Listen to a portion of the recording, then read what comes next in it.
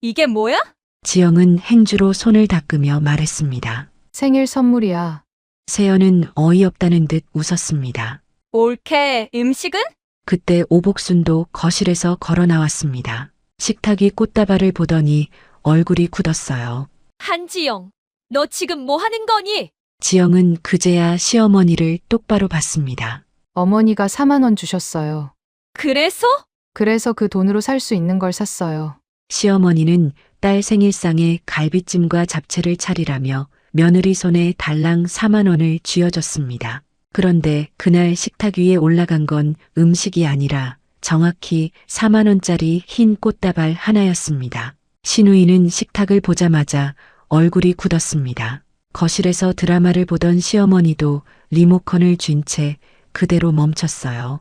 아무 말도 못한 채 식탁 위 꽃다발만 바라봤습니다. 며느리는 조용히 말했습니다. 어머니가 주신 돈으로 살 수 있는 건 이게 전부였어요. 10년 동안 자기 돈까지 보태가며 시댁 밥상을 차리던 며느리가 왜 그날 처음으로 꽃다발 하나만 올려뒀는지, 그리고 왜 그 꽃다발 하나가 그 집의 공기를 완전히 바꿔놓았는지 지금부터 시작하겠습니다. 한지영이 처음 이 집 식구가 됐을 때 시어머니 오복순이 건넨 첫마디는 축하가 아니었습니다. 우리 세연이는 입맛이 까다로우니까 내가 잘 챙겨야 해. 결혼식이 끝난 날이었어요. 예식장 꽃 향기와 화장 냄새가 아직 옷깃에 남아있던 날. 친정엄마는 신부 대기실에서 끝까지 지영 손을 놓지 못했고, 아버지는 괜히 양복 단추만 만지작거리다가 잘 살면 된다는 말만 몇 번이고 반복했죠. 지영은 그날 분명히 새로운 삶이 시작된다고 생각했습니다. 낯선 집안으로 들어가지만 그래도 둘이 같이 꾸려가는 가정은 다를 거라고 믿었어요. 남편이 될 김도연은 과묵한 편이었지만 무던하고 큰 문제를 만들지 않는 사람처럼 보였습니다. 그 무던함이 나중에 어떤 식으로 사람을 지치게 하는지 그때는 몰랐죠. 지영은 25이었습니다. 전문대를 졸업하고 바로 취업하는 대신 조금 늦더라도 자기가 좋아하는 걸 더 배우고 싶다고 마음먹은 뒤 푸드 스타일링 과정을 들었어요. 남들 눈엔 그걸 배워서 어디에 쓰냐 싶은 공부였지만 지영은 그 시간이 참 좋았습니다. 단순히 음식을 만드는 게 아니라 한 그릇을 어떻게 보여줄지, 누가 먹는 음식인지에 따라 어떤 색을 써야 하는지, 평범한 나물 반찬도 어떻게 담느냐에 따라 얼마나 다르게 느껴지는지를 배우는 일이요. 지영에게는 수첩이 한 권 있었습니다. 잡지에서 오린 음식 사진, 카페에서 본 접시 배치, 시장에서 발견한 제철 재료, 메모, 그리고 언젠가 꼭 해보고 싶은 출장 케이터링 아이디어까지 빼곡하게 적혀 있었어요. 수첩 맨 앞장에는 삐뚤빼뚤한 글씨로 이렇게 적혀 있었습니다. 언젠가 내 이름으로 한 상을 차려보고 싶다. 누구 생일상, 누구 제사상, 누구 손님상 말고요. 정말 자기 이름으로요. 그 수첩이 서랍 맨 아래로 들어간 건 결혼하고 석 달도 지나지 않아서였습니다. 처음부터 시댁과 아주 가까이 지낸 건 아니에요. 같은 구 안에 사는 정도였죠. 그런데 가까운 거리라는 건 편리함보다 호출의 이유가 되기 쉬웠습니다. 지영아, 오늘 저녁만 같이 먹자. 이번 주말에 이모네도 온다. 명절은 당연히 일찍 와야지. 세연이가 반찬 좀 싸달라네. 처음엔 한 번씩 부탁처럼 시작됐는데 어느 순간부터는 지영이 늘 있어야 성립되는 일정이 되어 있었습니다. 오복수는 대놓고 나쁜 사람처럼 행동하는 타입은 아니었어요. 그래서 더 피곤했습니다. 언뜻 보면 다정하고 남들 앞에선 며느리 칭찬도 잘했거든요. 우리 며느리는 손이 빨라. 음식 감각이 있어. 복 받았지, 내가. 그런데 그 말 뒤에 따라붙는 건 늘 비슷했습니다. 그러니까 이것도 좀 해. 내가 하는 게 제일 낫다. 너는 원래 이런 집안일 체질이야. 처음엔 정말 칭찬인 줄 알았어요. 나중에야 알았습니다. 그건 잘한다는 말이 아니라 내가 맡아라는 뜻이었다는 걸요. 신우이 오세연은 이 집에서 늘 특별한 사람이었습니다. 미국 유학까지 다녀온 피부과 전문의, 잘 나가는 병원에 근무하고 옷도 늘 반듯했고 말투에는 자기 기준이 아주 선명하게 묻어 있었어요. 오복순의 자랑은 언제나 딸 세연에서 시작해서 딸 세연으로 끝났습니다.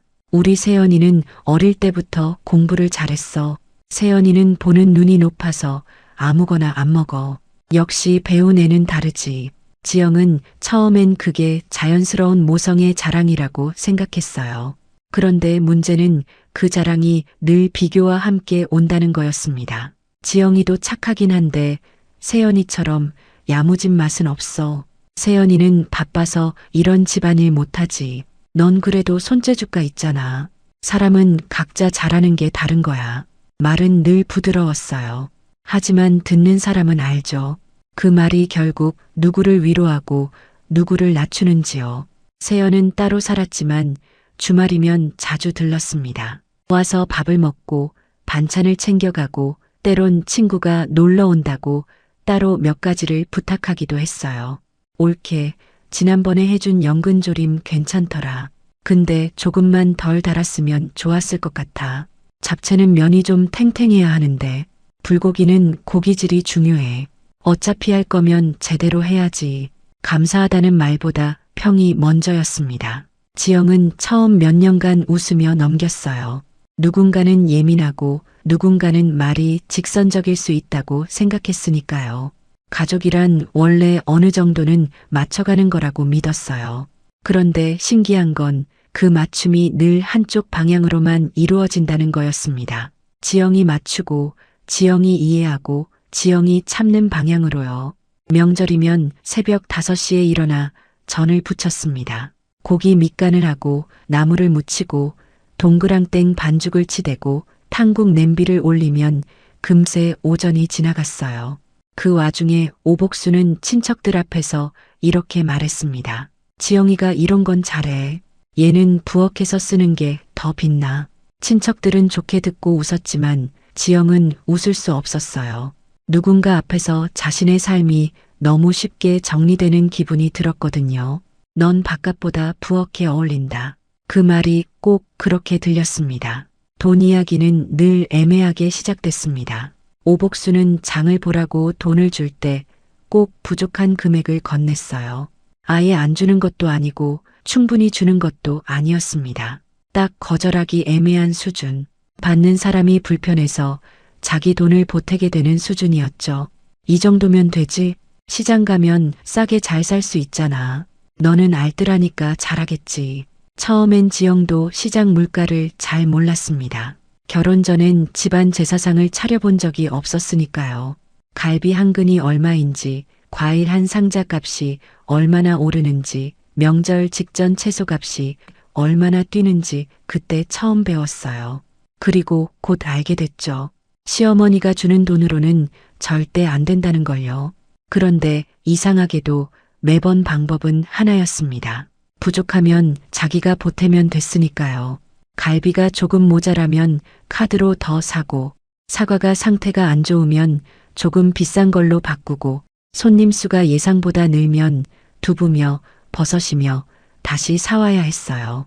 지영은 처음엔 그걸 한두 번 있는 일이라고 생각했습니다. 가족 일이니까 한 번쯤은 그럴 수 있다고요. 하지만 그 한두 번이 어느새 몇 년이 됐어요. 문제는 그 비용보다도 그 일을 아무도 정확히 보지 않는다는 사실이었습니다. 식탁 위에 음식이 차려져 있으면 그걸로 끝이었어요. 누가 얼마를 보탰는지, 누가 어디서 몇 시간을 서 있었는지, 누가 마지막 설거지까지 했는지는 아무도 묻지 않았습니다. 한 번은 카드 명세서를 정리하다가 지영 손이 멈췄어요. 시댁 장본 내역이 연달아 찍혀 있었거든요. 명절 과일가, 세연 생일상 재료비, 오복순 지인들 온 날 추가 장보기, 반찬통, 포장 용기까지. 지영은 한숨을 쉬었습니다. 그걸 본 도연이 물었어요.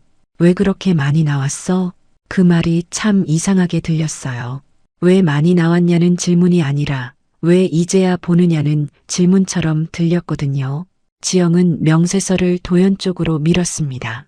당신 어머니가 준 돈으로는 항상 모자라. 내가 계속 보탰어. 도연은 몇 줄을 내려보다가 말했어요. 엄마가 원래 돈 계산에 둔한 편이잖아. 지영은 가만히 그를 봤습니다. 그럼 몇 년 동안 계속 둔했던 거네. 도연은 대답하지 못하고 애매하게 웃었습니다. 그 웃음이 지영을 더 지치게 했어요. 아기가 없다는 말, 원래 그런 사람이란 말, 집안 분위기가 원래 그렇다는 말, 그 말들은 늘 문제를 설명하는 척하면서 아무것도 바꾸지 않는 쪽으로만 쓰였습니다. 그날 지영은 처음으로 뚜렷하게 느꼈어요. 이 집에서 가장 편한 사람은 막말하는 사람이 아니라 늘 중간에서 모른 척하는 사람일 수 있다는 거려. 세연의 생일이 다가왔을 때도 분위기는 똑같았습니다. 오복수는 거실에서 드라마를 보다가 봉투 하나를 내밀었어요. 세연이 온다. 갈비찜하고 잡채도 하고 미역국도 끓여. 요즘 걔가 힘들다니까 반찬도 몇 가지 넉넉히 해놔. 들고 가게. 지영은 봉투를 받아 열어봤습니다. 4만 원. 잠깐 계산을 해봤어요. 갈비는 물론이고 미역과 소고기만 사도 빠듯한 돈이었습니다. 잡채 재료까지 넣으면 말도 안 됐죠. 지영은 봉투를 다시 접으며 조용히 물었습니다. 어머니, 이걸로 다 하라고요? 오복수는 화면에서 눈도 떼지 않은 채 대답했어요. 모자라면 내가 좀 센스 있게 하면 되지. 그런 것도 일일이 말해야 하니? 그 순간 스피커폰이 울렸습니다. 세연이었어요. 엄마, 잡채는 꼭 해. 지난번엔 당면이 조금 퍼졌더라. 오복순이 웃으며 말했어요. 알았어. 지영이 시키면 잘하지. 그 대화가 끝나고도 지영은 잠시 그 자리에 서 있었습니다. 자기 이야기가 나오는데도 누구도 자기에게 직접 묻지 않는 장면. 자기가 일을 할 사람이라는 건 이미 결정돼 있고 품질 평가만 오가는 장면. 그날 저녁 도연이 퇴근에 들어왔을 때 지영은 봉투를 식탁 위에 올려놨습니다. 어머니가 세연 씨 생일상 차리라고 준 돈이야. 도연은 봉투 안을 들여다보다가 미세하게 표정을 굳혔어요. 이걸로? 지영은 그를 바라봤습니다. 이번에는 정말로 한 번쯤 남편이 먼저 문제라고 말해주길 바랐어요. 그래, 이걸로 갈비찜, 잡채, 미역국, 반찬까지 다 하래. 도연은 봉투를 다시 내려놓았습니다. 그리고 잠시 머뭇거리더니 결국 이렇게 말했어요. 내가 나중에 좀 보태면 되잖아. 지영은 그 순간 오히려 이상할 만큼 차분해졌어요. 화가 나서가 아니라 이제는 기대할 게 없다는 게 너무 분명해져서요. 나중에 좀 보태면. 그 말들 속에는 늘 같은 게 숨어 있었습니다. 지금 문제를 정면으로 보지 않겠다는 태도, 누군가 이미 힘들어하고 있는데도 그 불편함을 미루는 습관. 지영은 고개를 끄덕이지도 않았습니다. 그냥 봉투를 다시 접었어요. 그날 밤 침대에 누웠는데 잠이 오지 않았습니다. 억울한 일을 당한 날의 잠은 늘 비슷했어요. 머릿속에서 대화가 몇 번이고 다시 재생되고 그때 못한 말들이 늦게 떠오르죠. 그런데 이번엔 조금 달랐습니다. 분하고 서러운 감정 뒤에 아주 선명한 생각이 하나 떠올랐거든요. 이제는 정말 안 하겠다. 신기하게도 그 생각을 하고 나니 심장이 조금 가라앉았습니다. 며칠 전 시장 골목에서 본 꽃집이 떠올랐어요. 유리문 너머 흰 꽃다발 하나가 놓여 있었죠. 가격표가 달려 있었습니다. 4만 원. 지영은 천장을 보고 누운 채 눈을 깜빡였습니다. 생일상 대신 꽃다발, 갈비찜 대신 꽃다발. 말도 안 되는 선택 같았지만 동시에 너무 정확한 선택 같았습니다. 주어진 돈으로 살 수 있는 것을 정말 그대로 사오는 것. 누군가 당연히 메워줄 거라고 믿고 밀어놓은 빈칸을 이번엔 메우지 않는 것. 처음으로 마음이 조용해졌어요. 다음 날 아침 지영은 평소처럼 장바구니를 챙기지 않았습니다. 늘 쓰던 앞치마도 꺼내지 않았어요. 지갑과 봉투만 들고 집을 나섰습니다. 시장까지는 걸어서 10분 남짓. 익숙한 길이었지만 그날은 발걸음이 다르게 느껴졌어요. 누구 부탁을 들어주러 가는 사람의 걸음이 아니라 자기 결정을 하러 가는 사람의 걸음처럼요. 처음엔 습관처럼 정육점 앞에 섰습니다. 갈비 진열대와 가격표를 보고 속으로 다시 한번 계산했어요. 역시 말이 안 됐습니다. 4만 원으로는 시작도 못하는 금액. 예전 같았으면 여기서 자기 카드가 나왔겠죠. 자기도 알았습니다. 늘 그렇게 해왔으니까요. 그런데 그날은 아니었어요. 지영은 발길을 돌렸습니다. 꽃집은 시장 초입에 있었습니다. 맑은 물이 담긴 양동이들 사이로 흰색과 분홍색 꽃들이 줄지어 서 있었죠. 유리문을 밀고 들어가니 꽃 냄새가 차갑고 깨끗했습니다. 진열대 한가운데 며칠 전 봤던 꽃다발이 그대로 있었습니다. 국화와 카네이션, 작은 초록 잎이 단정하게 섞인 흰 꽃다발. 가격표는 여전히 같았어요. 4만 원. 지영은 잠시 그 꽃다발을 바라보다가 말했습니다. 이거로 주세요. 주인이 포장을 마무리하는 동안 지영은 가만히 서 있었습니다. 이상하게도 손이 떨리진 않았어요. 오히려 아주 오래된 피로가 조금씩 벗겨지는 기분이 들었습니다. 봉투를 받아들고 시장을 나설 때 누가 보면 생일 선물 사가는 사람처럼 보였을 겁니다. 하지만 지영은 알고 있었어요. 이건 선물이 아니라 답이라는 걸요. 집에 들어서자 오복순이 물었습니다. 장 안 보고 뭐 샀니? 지영은 대답하지 않고 부엌으로 들어갔어요. 식탁 중앙에 꽃다발을 조심스럽게 내려놨습니다. 접시도 없고 음식 냄새도 없고 달그락거리는 소리도 없었어요. 너무 조용해서 오히려 더 선명했습니다. 잠시 뒤 현관문이 열렸습니다. 세연이 들어왔어요.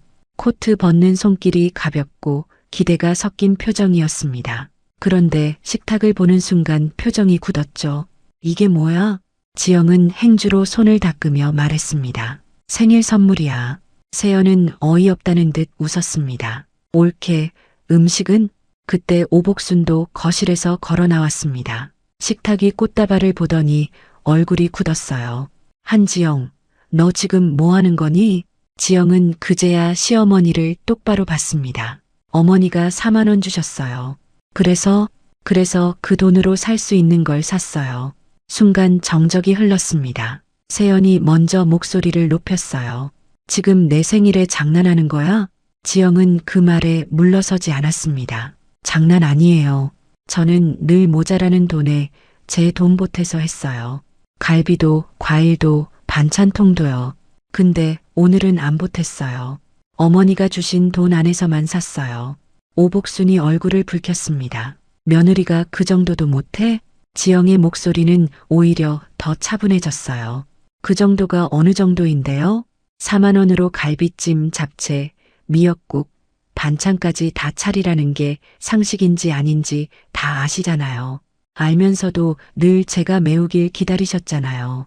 세연이 비웃듯 말했습니다. 올케가 너무 예민한 거 아니야? 우리 엄마 원래 좀 직설적인 거 알잖아. 직설적인 게 아니라 편한 쪽으로 밀어놓은 거예요. 지영은 처음으로 세연을 똑바로 봤어요. 세연 씨는 늘 먹는 사람 입장에서만 말했어요. 한 번이라도 얼마가 들었는지, 누가 얼마나 서 있었는지 물어본 적 있어요? 세연의 표정이 굳었습니다. 그때까지 거실 끝에 서 있던 도연은 아무 말도 하지 못하고 있었어요. 지영은 마지막으로 그를 봤습니다. 당신도 알았잖아. 내가 계속 돈 보태온 거. 도연은 입술을 달싹였지만 바로 대답하지 못했습니다. 알고 있었으니까요. 그걸 아니라고 부정할 수가 없었어요. 지영은 조용히 말을 이었습니다. 당신이 몰랐던 게 아니야. 그냥 불편한 말을 안 한 거지. 그 말은 칼같이 날카롭진 않았지만 아주 정확했습니다. 도연 얼굴이 굳었어요. 처음으로 자기 방관이 이름 붙여진 순간이었으니까요. 지영은 앞치마를 벗어 식탁 의자에 걸었습니다. 오늘은 안 합니다. 앞으로도 이렇게 당연하게 맡기시면 안 할 거예요. 그리고 그대로 집을 나섰습니다. 그날 복도에서 들이마신 공기는 차갑고 선명했습니다. 누군가를 화나게 했다는 불안도 있었지만 더 크게 느껴진 건 이상한 가벼움이었어요. 10년 동안 자기 몸 어딘가에 매달려 있던 무게를 처음 내려놓은 사람처럼요. 그 사건은 생각보다 빨리 퍼졌습니다. 동네는 원래 이런 이야기를 좋아해요. 며느리가 참고 산 이야기엔 별 관심 없지만 참던 사람이 어느 날 딱 끊어낸 이야기는 다들 오래 기억합니다. 딸 생일상에 음식 대신 꽃다발만 올려놨대. 4만 원 줬다더라. 아무리 며느리라도 그렇지. 아니다. 며느리도 너무 세게 나온 거 아니냐. 반응은 갈렸지만 오복수는 편할 수 없었습니다. 전화 한 통 받을 때마다 표정이 굳었어요. 처음엔 변명했죠. 요즘 애들이 좀 예민해. 내가 그렇게 큰 잘못한 건 아니야. 그런데 상대가 되물으면 말끝이 흐려졌습니다. 4만 원으로 뭘 하라는 거였어? 며느리가 자기 돈 넣은 건 알았어. 몰랐어? 오 여사, 아무리 그래도 그건 너무했지. 누군가의 입을 통해 자기 행동이 반복돼 돌아오자 오복수는 처음으로 불편해졌습니다. 그 불편함은 죄책감이라기보다 자존심 상함에 가까웠지만 그래도 시작은 시작이었죠. 그날 밤 부엌에 혼자 서 있다가 문득 싱크대 앞 풍경이 떠올랐어요. 명절 끝난 밤마다 남들은 거실에서 과일 먹으며 쉬는데 지영 혼자 고무장갑 낀 채 설거지하던 뒷모습. 한 번도 수고했다고 말해준 적이 없었어요. 늘 잘하니까, 늘 있는 자리니까 그냥 거기 있는 줄 알았거든요. 오복수는 순간 가슴이 불편해졌습니다. 한편 세연은 더 불쾌했습니다. 처음 며칠은 친구들에게 우리 올케가 유난을 떤다는 식으로 말했어요. 그런데 뜻밖에도 반응이 예상과 달랐습니다. 너 생일상이면 내가 좀 보태지 그랬어. 올케가 계속 자기 돈 넣은 건 진짜 몰랐어?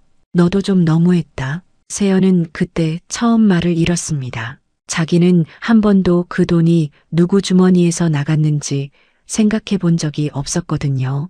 그게 미안해서라기보다 자기가 그렇게까지 무심한 사람처럼 보일 수 있다는 사실이 불편했어요. 하지만 불편함도 결국 균열의 시작이 됩니다. 도연은 더 늦게 흔들렸습니다. 집안이 시끄러워진 게 괴로운 줄만 알았는데 어느 날 보니 진짜 불편한 건 다른 데 있었어요. 지영이 조용해졌다는 거, 아예 예전처럼 웃지 않는다는 거, 말을 걸면 대답은 하지만 더 이상 기대를 담지 않는다는 거, 그 차이는 생각보다 컸습니다. 며칠 뒤 저녁 지영은 식탁에 수천 몇 건과 통장, 계산 메모를 펼쳐두고 있었습니다. 도연이 물었어요.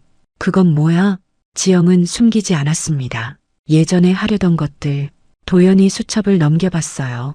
출장 케이터링, 도시락 구성표, 메뉴 사진, 예상 단가, 시즌별 상차림 아이디어. 낡은 종이지만 정성은 살아있었습니다. 이걸 계속 갖고 있었어? 버리진 못했어. 왜 말 안 했어? 지영은 잠시 그를 바라보다가 말했습니다. 말할 틈이 없었어. 당신네 집에선 내가 뭘 하고 싶은 사람이라기보다 그냥 필요한 일을 하는 사람으로 있었으니까. 그 말이 도연을 오래 붙잡았습니다. 그날 밤 그는 카드 명세서를 다시 봤어요.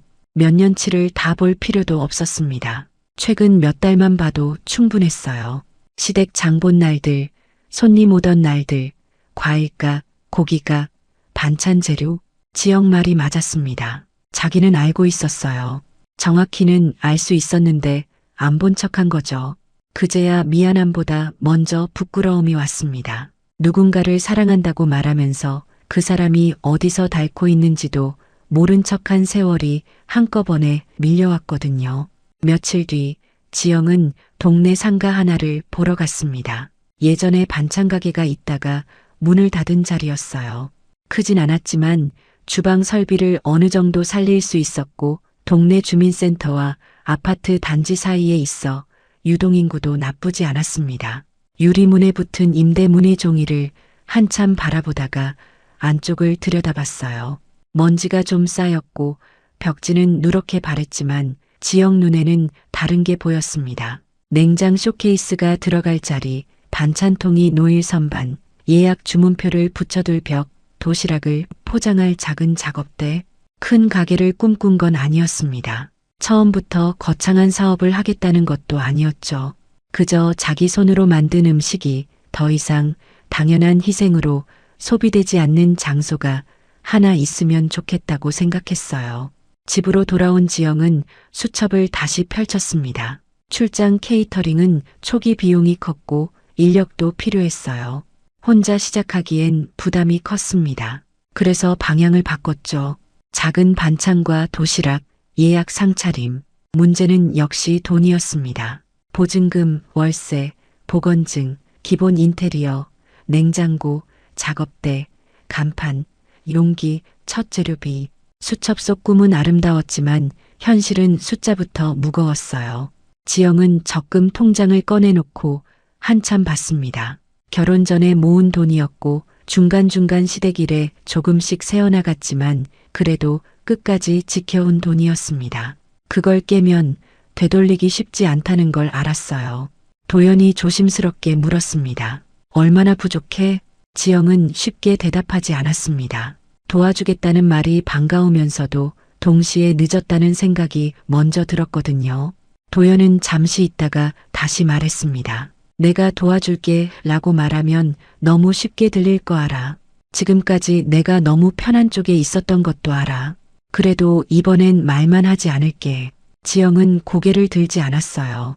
그 후 며칠 동안 도연은 정말 말을 줄이고 행동을 했습니다. 주말마다 같이 상가를 보러 다녔고 보건소 일정과 위생교육을 찾아봤고 중고 쇼케이스와 작업대 가격도 알아봤어요. 직접 차를 몰고 중고 주방기구 매장까지 같이 갔습니다. 무엇보다 가장 달라진 건 시댁과의 거리두기였어요. 오복순이 전화해서 말했습니다. 주말에 와서 반찬 좀 해놔라. 도연은 예전처럼 애매하게 웃으며 넘기지 않았습니다. 이제 그런 건 지영한테 당연하게 맡기지 마세요. 오복수는 바로 언성을 높였어요. 너 장가를 누구한테 갔니? 도연은 낮게 대답했습니다. 제가 이제야 제 아내 편에 서는 겁니다. 그 말은 늦었지만 필요했습니다. 지영은 그 통화를 옆에서 들었어요. 곧바로 마음이 녹진 않았지만 적어도 이번엔 남편이 뒤로 빠지지 않는다는 건 알 수 있었습니다. 가게를 여는 과정은 생각보다 훨씬 험했습니다. 첫 견적서를 받은 날 지영은 한참 말을 하지 못했어요. 수첩에 적어둔 예상 금액보다 훨씬 컸습니다. 이건 안 되겠다. 처음 받은 자리는 포기해야 했어요. 대신 더 좁고 오래됐지만 월세가 낮은 곳으로 방향을 바꿨습니다. 간판도 새로 맞추지 않았어요. 기존 틀을 최대한 살리고 색만 다시 칠했습니다. 냉장고는 새것 대신 중고를 들였고 선반은 도연이 주말마다 사포질해서 다시 썼어요. 포장 용기도 가장 저렴한 걸로 골랐고 처음 메뉴도 과감히 줄였습니다. 제철 나물 반찬 2가지, 소불고기 도시락, 그리고 예약용 소규모 상차림. 욕심을 줄이는 건 아쉬운 일이었지만 지영은 처음으로 알았어요. 버티기 위해 덜어내는 것도 능력이라는 걸요. 오픈 전날 밤 둘은 거의 새벽까지 가게에 있었습니다. 가격표를 붙이고 용기를 닫고 반찬통 위치를 다시 맞추고 동선을 계속 점검했어요. 지영은 피곤했지만 묘하게 잠이 오지 않았습니다. 두려움과 설렘이 동시에 있었어요. 오픈 첫날은 기대보다 조용했습니다. 동네 사람 몇 명이 들어와 둘러보고 반찬 하나씩 사가고 도시락은 예약한 것뿐이었어요. 맛있네요 하는 말은 들었지만 매출은 많지 않았습니다. 둘째 날도 비슷했습니다. 셋째 날엔 비까지 왔어요. 손님보다 걱정이 더 많았습니다. 밤마다 계산기를 두드리면 재료비를 빼고 남는 돈이 너무 적었어요. 남는 게 없는 날도 있었습니다. 내가 괜히 시작했나? 그 말을 처음 내뱉은 날 지영 목소리는 아주 작았습니다. 도연은 그 말에 쉽게 괜찮아질 거야 라고 하지 못했어요. 현실이 그렇게 만만하지 않다는 걸 둘 다 알고 있었거든요. 대신 다음 날 새벽 같이 시장에 나갔습니다. 어디가 채소 단가가 더 낮은지, 어떤 집은 거래를 꾸준히 하면 좀 더 맞춰주는지, 전날 예약하면 더 신선하면서도 싸게 받을 수 있는 품목이 뭔지 직접 발로 배웠어요. 지영도 계속 조정했습니다. 손은 많이 가는데 마진이 너무 적은 메뉴는 뺐고 단골이 자주 찾는 반찬은 양을 늘렸고 도시락은 계절에 따라 구성을 바꿨습니다. 처음엔 예쁘게 담는 데 집중했지만 곧 알게 됐어요. 가게는 보기 좋은 것만으로 버티지 못한다는 걸요. 좋아하는 일과 버티는 일은 달랐습니다. 창업은 자존심보다 계산이 먼저인 순간이 많았고 정성만으로는 안 되는 날도 분명히 있었어요. 그런데도 이상하게 예전 시댁 부엌에서 느끼던 허무함은 덜했습니다. 적어도 지금 하는 고생은 남 좋은 일 하느라 하는 게 아니었으니까요. 성공 여부와 별개로 이건 자기 선택의 무게였어요. 한 달쯤 지나자 단골이 생기기 시작했습니다. 우리 엄마가 이 나물 반찬 좋아해요. 사장님 도시락이 간이 세지 않아서 좋아요. 지난번 집들이 상차림 좋았어요. 다음 달에도 부탁드릴게요. 입소문은 방송처럼 화려하진 않았지만 느리고 단단하게 퍼졌습니다. 어느 날은 아이 손을 잡고 온 젊은 엄마가 말했어요. 여기 음식은 이상하게 집밥 같은데 또 집밥보다 정갈해요. 그 말에 지영은 잠깐 멈췄습니다. 누군가 자기 음식의 결을 정확히 알아봐준 느낌이었거든요. 또 어떤 날은 혼자 사는 노인이 반찬 2팩을 사가며 말했어요. 양은 많지 않아도 돼. 대신 이런 손맛이 있으면 밥 먹을 기분이 나. 그 말을 듣고 난 뒤 지영은 가게 문 닫고 한참 생각했습니다. 자기가 하고 싶었던 일이 꼭 거창한 행사나 화려한 케이터링만은 아니었을지도 모른다고요. 누군가의 평범한 하루를 조금 덜 외롭게 만드는 밥상, 그것도 충분히 자기 일이 될 수 있겠다고 느꼈습니다. 가게가 조금씩 자리를 잡아갈 무렵 오복순이 혼자 찾아왔습니다. 문을 열고 들어온 순간부터 어색함이 묻어났어요. 예전 같으면 이건 왜 이렇게 났니부터 시작했을 사람이 그날은 아무 말도 못했습니다. 진열대에 놓인 반찬통, 벽에 붙은 예약표, 앞치마를 두른 지영의 손을 가만히 보기만 했어요. 같은 손이었습니다. 시댁 부엌에서 늘 보던 그 손. 그런데 여기서는 전혀 다른 사람의 손처럼 느껴졌죠. 남의 집 식탁을 채워주던 손이 아니라 자기 삶을 꾸려가는 사람의 손처럼 보였으니까요. 오복수는 한참 서 있다가 겨우 말했습니다. 바쁘니? 조금요. 지영의 대답은 짧았어요. 차갑다기보다 담담했습니다. 예전처럼 눈치 보며 웃지 않았죠. 오복수는 손에 쥔 가방 끈을 만지작거리다가 작게 말했습니다. 내가 너무 당연하게 생각했다. 지영은 바로 반응하지 않았습니다. 양념통 뚜껑을 닫고 주문서를 정리하고 그제야 잠깐 고개를 들었어요. 오복수는 시선을 피하지 못한 채 말을 이었습니다. 내가 늘 해주니까 원래 그런 줄 알았어. 고맙다는 말도 안 하고 미안하다. 그 말은 늦었어요. 너무 늦었습니다. 한마디로 10년이 지워질 수는 없죠. 하지만 그렇다고 해서 없는 말처럼 지나칠 수도 없었습니다. 왜냐하면 지영도 알았거든요. 이 말 한마디를 꺼내기까지 오복순 같은 사람은 꽤 오래 걸린다는 거요. 지영은 짧게 말했습니다. 앞으로는 당연하게 생각하지 마세요. 그 말엔 원망도 용서도 다 섞여 있었습니다. 완전히 풀린 건 아니지만 적어도 선은 다시 그어졌어요. 오복수는 반찬 2팩을 샀습니다. 돈을 내면서도 괜히 민망한 표정이었어요. 평생 처음으로 며느리 손맛의 값을 지불하는 순간이었으니까요. 세연은 더 늦게 왔습니다. 자존심이 상해서 한동안 안 오다가 주변에서 계속 말을 듣고 나서야 겨우 문을 열었어요. 세연은 여전히 차려입고 있었지만 예전처럼 당당하진 않았습니다. 가게 안을 둘러보다가 말했습니다. 생각보다 괜찮네. 지영은 담담하게 대답했어요. 응, 아직은 작아.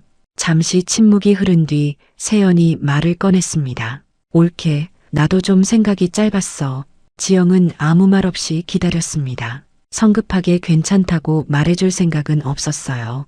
세연은 핸드백 끈을 만지작거리며 다시 말했습니다. 난 그냥 올케가 원래 이런 거 잘하고 또 그냥 하는 사람인 줄 알았어. 힘든 줄 몰랐어. 아니, 알려고 안 했던 것 같아. 그 말은 완벽하지 않았습니다. 여전히 자기 중심적이었고 깔끔하지도 않았어요. 하지만 적어도 예전처럼 가볍진 않았습니다. 지영은 짧게 대답했습니다. 이제라도 알면 됐어. 세연은 잠시 입술을 깨물다가 반찬 몇 가지를 골랐어요. 그리고 계산대 앞에서 망설이다가 말했습니다. 잡채 이번엔 내가 돈 내고 사갈게. 별것 아닌 말인데도 이상하게 오래 남았습니다. 한 번도 자기 몫을 계산해 본 적 없는 사람이 처음으로 값을 치르는 순간이었으니까요.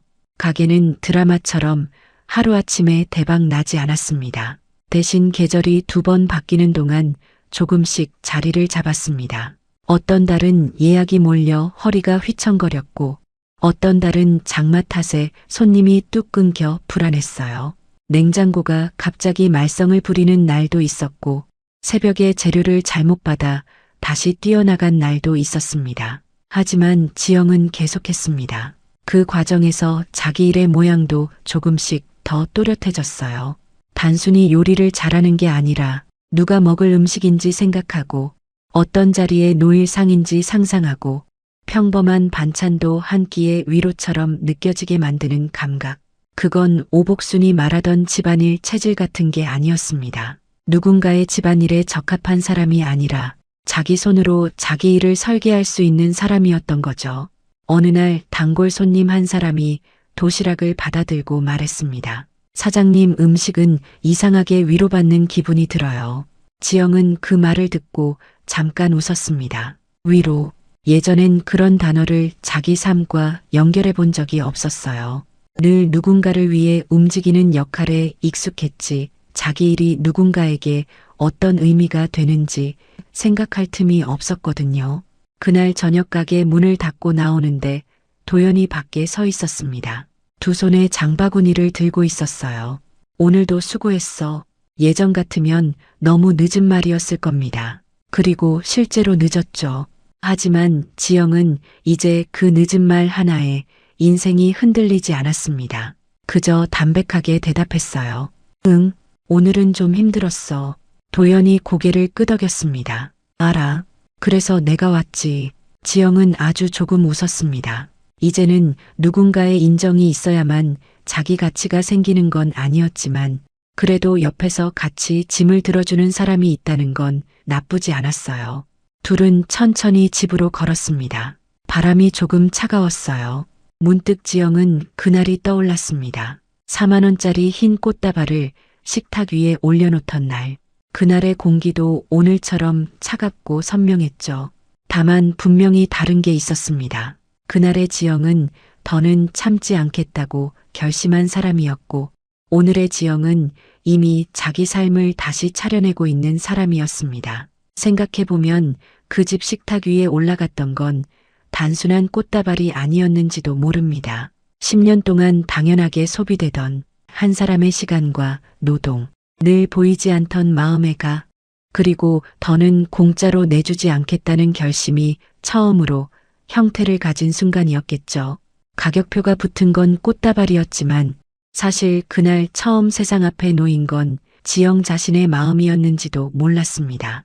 그리고 한번 제 값을 알게 된 마음은 예전처럼 함부로 다뤄지지 않습니다. 오늘 이야기가 마음에 남으셨다면 구독과 좋아요를 눌러주세요. 여러분의 따뜻한 댓글 하나가 정말 큰 힘이 됩니다. 항상 건강하시고 행복하세요.